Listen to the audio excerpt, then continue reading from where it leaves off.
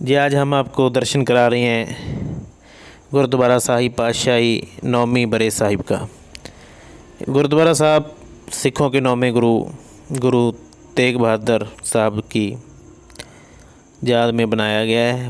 उन्होंने जहाँ पे 4 महीने लगाए थे। बड़ा ही सुंदर गुरुद्वारा है। गुरुद्वारे के गेट से हम अंदर आ चुके हैं। एक तो इनका गेट मेन रोड के ऊपर बनाया गया है और वहाँ से वो सामने मेन गेट है, वहाँ से 2 रोडें आती हैं, डबल रोड बना रखी है और फिर अंदर से गुरुद्वारा साहब स्टार्ट हो जाता है। ये सामने लंगर हाल है, यहाँ वाटर कूलर लगा रखा है और ये एक होटल नुमा बना रखा है, 4-5 लोग बैठ सकते हैं। ऊपर पंखा लगा रखा है, काफ़ी बढ़िया लुक देता है। एक गांव के अंदर इतना शानदार गुरुद्वारा साहब बहुत ही बड़ी बात है, मन खुश हो जाता है। पेड़ पौधे भी बड़े शौक़ से जहाँ पे लगाए हुए हैं, SGPC का दफ्तर। और वो सामने गुरुद्वारा साहब की मेन बिल्डिंग आ जाती है। चरण कुंड से आगे मेन बिल्डिंग स्टार्ट है और चरण कुंड से एक तरफ फिर से व्यूज़ देख लीजिए। ये सामने कार सेवा वालों का आ गया और पाठी सिंहों के कमरे आ गए और साथ में SGPC का दफ्तर। SGPC के अंडर है गुरुद्वारा साहब। बहुत ही बढ़िया गुरुद्वारा साहब है गांव के अंदर। और चरण कुंड से आगे बढ़ते हुए सामने निशान साहब हैं।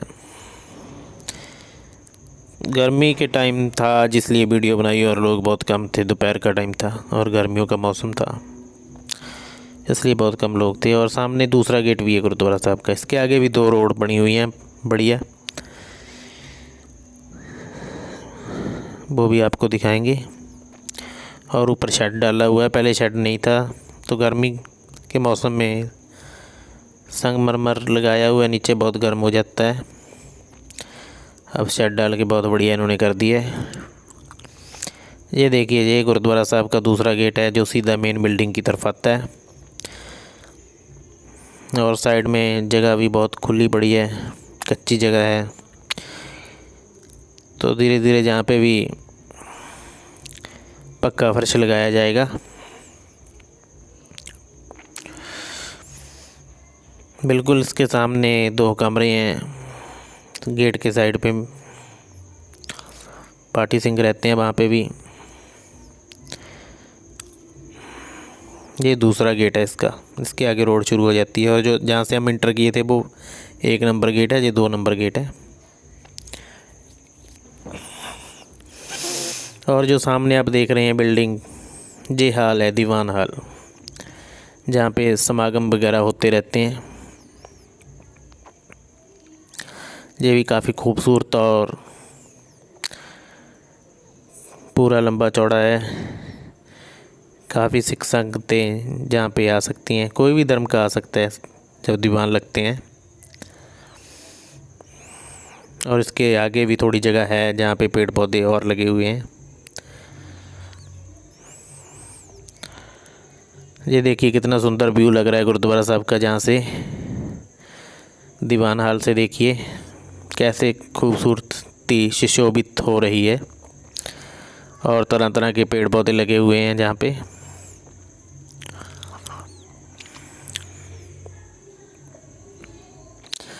एक गांव के अंदर ऐसा गुरुद्वारा साहब होना बहुत बड़ी बात है।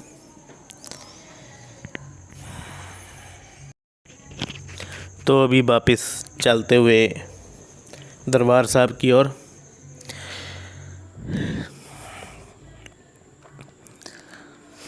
दरबार साहब की खूबसूरती बहुत ही बढ़िया है।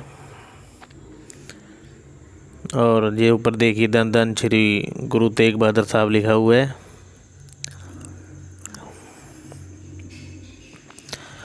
ये सामने इसका बिल्कुल 2 नंबर गेट आ जाता है और वो सामने 1 नंबर गेट।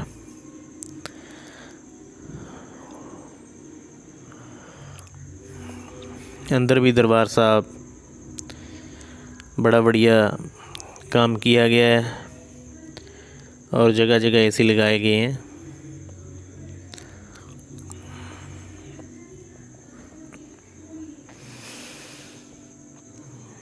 काफ़ी एरिया है दरबार साहब का भी।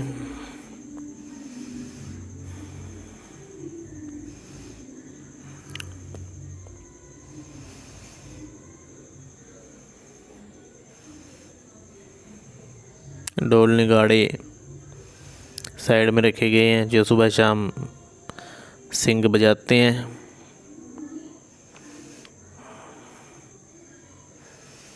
ये साथ में ही सचखंड निवास है जो आमतौर पर सभी गुरुद्वारा साहब में होता है, जहाँ पे गुरु ग्रंथ साहब के और स्वरूप विराजमान रहते हैं। देखिए कितना सुंदर लग रहा है, आँखों को देखने से ही आनंद आ रहा है। और गुरु तेग बहादुर साहब ने जहाँ पे 4 महीने का टाइम लगाया। चलो बाहर दिखाते हैं आपको दरबार साहब से। अब हम बाहर आ चुके हैं।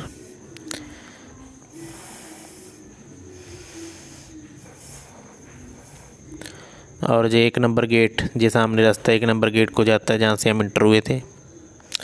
और अब हम इसके साइड में चलते हैं जहाँ पे लंबे लंबे पेड़ लगाए हुए हैं और ये सरोवर है। सरोवर सामने वो साइड में लेडीज़ के लिए बनाया गया है, जहाँ बीबियों लिए रास्ता लिखा गया है, और ये जेंट्स के लिए है।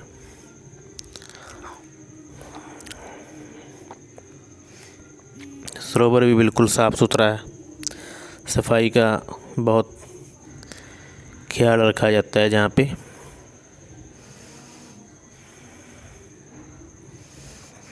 पानी भी फुल है आज सरोवर में। सरोवर से देखिए गुरुद्वारा साहब कितना सुंदर लग रहा है। और वो सामने निशान साहब और जो सामने लंबे लंबे पेड़, बढ़िया खूबसूरत नज़ारा दे रहे हैं।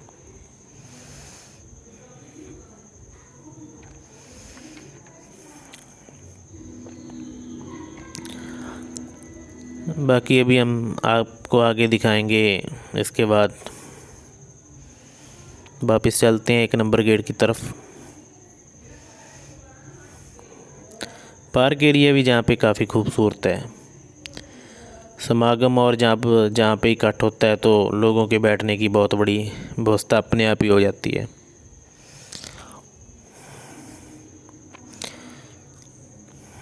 तो सामने फिर देख लीजिए दरबार साहब का गेट आ गया, जहाँ से हम अभी इंटर किए थे। और सामने 2 नंबर गेट और इधर निशान साहब आ गया। और ये साथ में 1 नंबर गेट के लिए रास्ता।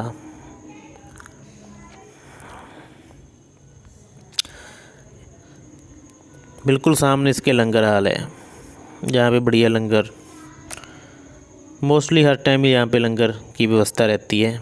चाहे आप दोपहर को आएँ या सुबह शाम तो लंगर मिलता ही है जहाँ पे।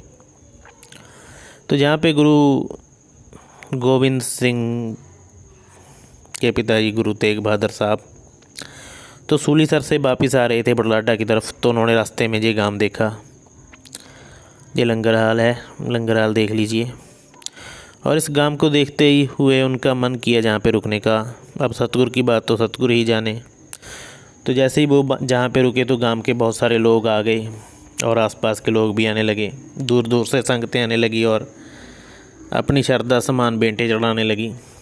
तो गांव के लोगों ने बेनती की कि गुरु साहब, जहाँ पे बरसात बहुत कम होती है, तो गुरु साहब ने कहा कि आप मोठ बाजरा बीज लीजिए। और गांव के लोगों ने मोठ बाजरा बीजा तो बहुत बरसात हुई।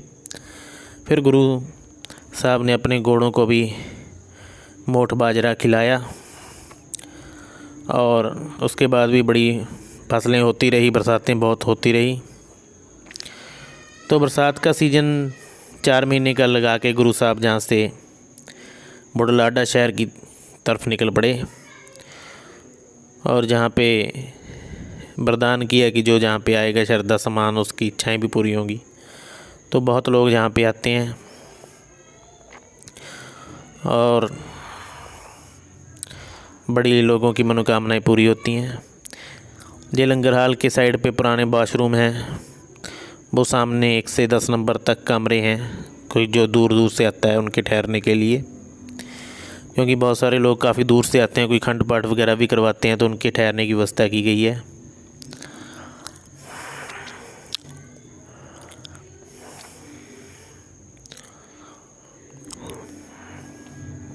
समर्सिबल लगा हुआ है बीच में।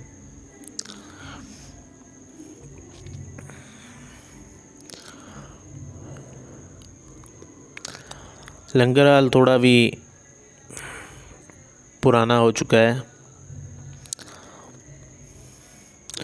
और ये बाथरूम भी पुराने टाइम के बने हुए हैं। इधर खाली पड़ा है, जहाँ पे सामने आप देख रहे होंगे लकड़ें वगैरह हैं चूल्हों पे खाना बनाने के लिए। लंगर हाल की बैक साइड आ गई है जी, वो सामने गुरुद्वारा साहब मेन बिल्डिंग और साथ में लंगर हाल, और बिल्कुल सामने 1 से 10 नंबर कमरे हैं लोगों के ठहरने के लिए। ये पाठी सिंहों के कमरे आ गए, और जहाँ पे वो जंतर खड़ा है वहाँ पे SGPC का दफ्तर आ गया है। बिल्कुल सामने होटल नुमा बना रखा है।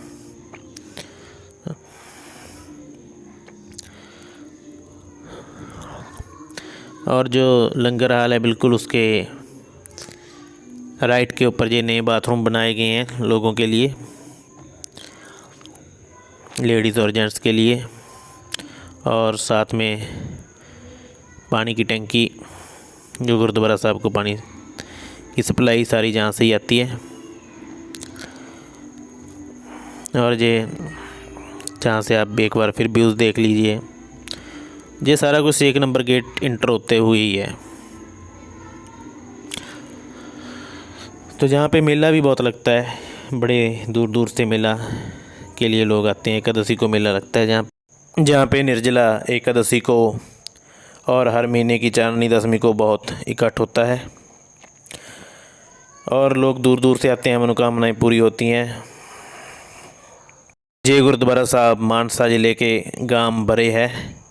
अगर कोई दर्शन करना चाहता है तो पंजाब में मानसा ज़िला है, मानसा ज़िला से आप बराई गांव का मैप पे एड्रेस भर लीजिए और वहाँ किसी से भी पूछ लीजिए। आसपास बहुत फेमस गुरुद्वारा साहब है, तो जहाँ पे आके दर्शन कर सकते हैं। धन्यवाद। इसी तरह की और ऐतिहासिक गुरुद्वारा साहब आपके लिए लेके आएंगे, अगर प्रभु ने कृपा की, वाहिगुरु ने कृपा की। और चैनल को सब्सक्राइब कीजिए। धन्यवाद।